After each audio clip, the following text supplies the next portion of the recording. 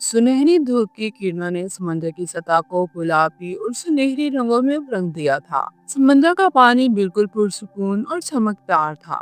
समंदर के नीचे एक खूबसूरत गार था, जहाँ चमकते हुए मरजान और रंग बिरंगी मछलियां तैर रही थीं। उस गार में एक नहायत ही खूबसूरत जल परी रहती थी, जिसका नाम लाला था। लाला अपनी दुनिया में सबसे मुख्तलिफ और खास थी। उसकी दुम सोने की बनी हुई थी, जो समंदर के देवता वरोना ने इसके अबाउजात को दी थी, क्योंकि वो हमेशा समंदर उसके मखलूकात की हिफाजत करती थी। लाला की दुम उसे तेजी से तैरने की ताकत देती थी। उसकी आवाज बुलंद और खूबसूरत थी, जैसे पुराने मंदिर की घंटी की आवाज, जो तूफानों को भी सुकून बख्श देती थी।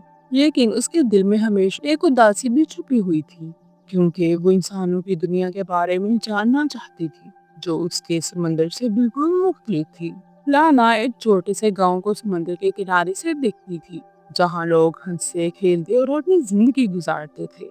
वो उनकी खुशियां और गम दोनों को महसूस करती थी। एक दिन अचानक एक शदीद तूफान आया। गांव के नजदीक एक छोटी सी कश्ती समंदर में फंस गई। उस कश्ती पर रूहान बैठा था, जो अपने गांव का बहादुर और एक दिल नौजवान माहीगीर था। लाला ने देखा कि कश्ती समंदर की तेज लहरों के बाइस गिरने वाली थी। बावजूद उसके वालिद बादशाह समंदर ने इंसानों से दूर रहने की ताकीद की थी। वो रूहान की मदद के लिए आगे बढ़ गई। लाला ने कश्ती को एक महफूज जगह तक ले जाकर रूहान को बचाया। वो उसके जख्मी जिस्म को अपने नरम हाथों में लेकर साहिल पर लाई। रूहान जब होश में आया तो उसने लाला को देखा, जिसकी धुन सुनहरी और बाल चांदनी की तरह चमक रहे थे। उसने लाला का शुक्रिया अदा किया और दोनों के दरमियान एक गहरी दोस्ती पैदा हो गई। रूहान रोजाना लाला से मिलने आता, गांव से फूल और मीठे फल लेकर आता, और वो उसे समंदर की अजीबोगरीब दुनिया दिखाती। उनकी दोस्ती मोहब्बत में बदल गई, लेकिन ये मोहब्बत राज ही रही। लेकिन गांव के लोग रूहान के गैर मामूली खुशी को देखकर शक करने लगे।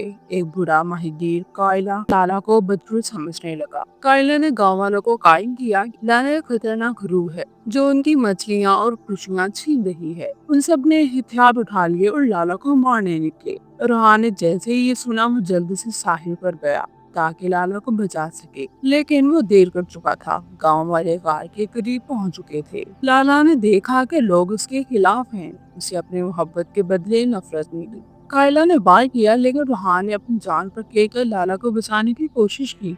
वो जख्मी हो गया और जमीन पर गिर पड़ा। लाला का दिल टूट गया। उसके सुनहरी परछन दर्द से मध्यम पड़ गए। गम और गुस्से में वो बदल गई। उसकी दुम सख्त हो गई, उसका हुस्न कम हो गया, और वो एक खौफनाक सांप जल परी बन गई। अब लाला का दुम एक सुनहरी सांप की दुम की तरह थी, और उसकी आंखें खतरनाक आग की तरह जल रही थी।